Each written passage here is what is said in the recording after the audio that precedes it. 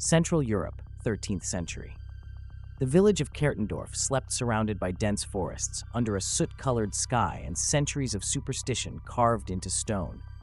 It was the kind of place where windows closed before sunset and prayers were more frequent than names. There, Jane and Alec were born, twin siblings, pale as the moon and silent as if they already knew too much of the world. From the moment they learned to walk, the village avoided them. Not because they screamed, but because they never did. And yet, everyone knew, when something strange happened, the twins were near. Jane stared at people with eyes so pale they looked like ice under stagnant water. When someone offended her, a shove, an insult, a laugh too loud, that person fell ill, writhing in pain, tossing in bed for nights with fever and screams. They said it was a curse, that her eyes saw more than allowed, and Alec was even more unsettling, because his power was silent. Dogs stopped barking when he passed. Mothers said the air grew heavy in any house he entered, and some swore that during the midday mass, if Alec was present, the bell's sound never reached their ears. No one knew when the accusations began, but one unexplained death, a ruined harvest, and a woman's weeping for a lost child were enough to sharpen glances. Witches, they said, demons in the guise of children. They were only 12. One night, the village guards stormed their home. Their mother begged. Their father tried to intervene. He didn't survive. The twins were dragged to the square, bound, beaten, humiliated, wood stacked beneath their feet, straw soaked in pitch, and the prayers weren't to save them, but to purify the place. Jane didn't cry. She only stared at the old man lighting the torch, and in her mind, the fire had already begun. Not outside, inside him. Alec tried to speak, but the smoke was already rising. His body trembled. His sister didn't let go. "Jane, I'm scared," he whispered. "Don't close your eyes. If we die, let us see it." But they wouldn't die. Because high in the bell tower, someone was watching.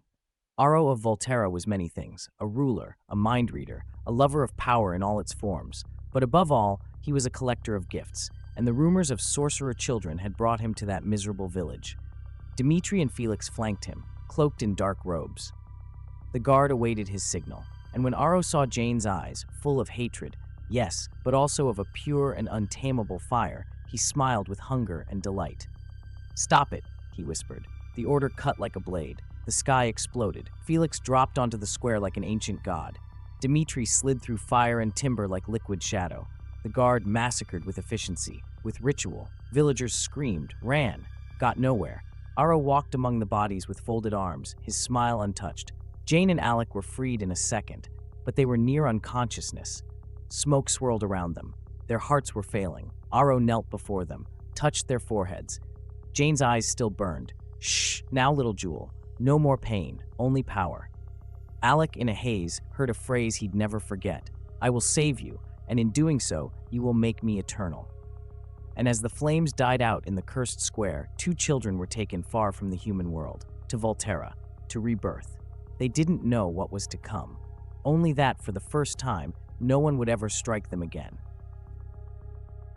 The transformation was fire without a pyre, fever without illness, an abyss inside the body. Jane screamed inwardly. Her throat didn't break, but her soul did. She remembered the firewood, the smoke, Alec's fear, and also Aro's smile watching her burn, as if she were a star that had yet to understand her destiny.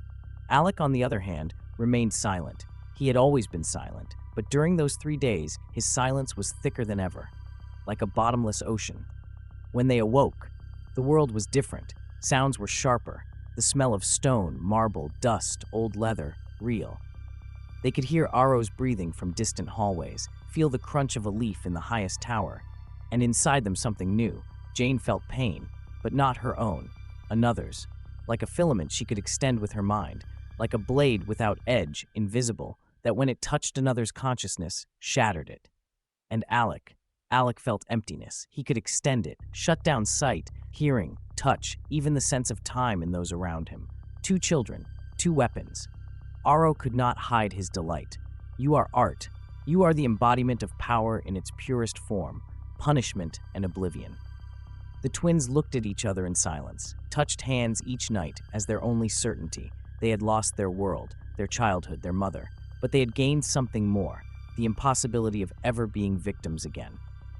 Days later, Aro gave them a gift. Not a jewel, not a room, but a map. The village where you were born still exists. People still tell stories of the demon children who burned and brought a curse. Do you want to see them again? Jane didn't respond. Alec only squeezed her hand. But in their eyes, Aro saw the answer. They returned to the village on a moonless night. They didn't fly.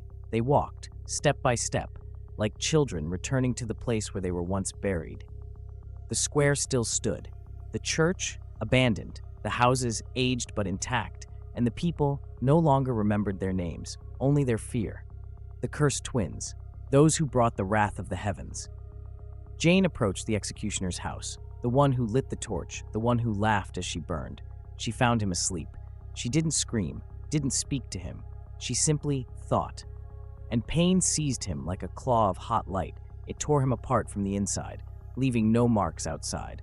Alec walked through the alleys, his gift spread like mist. One by one, the villagers woke blind, deaf, lost in the purest silence.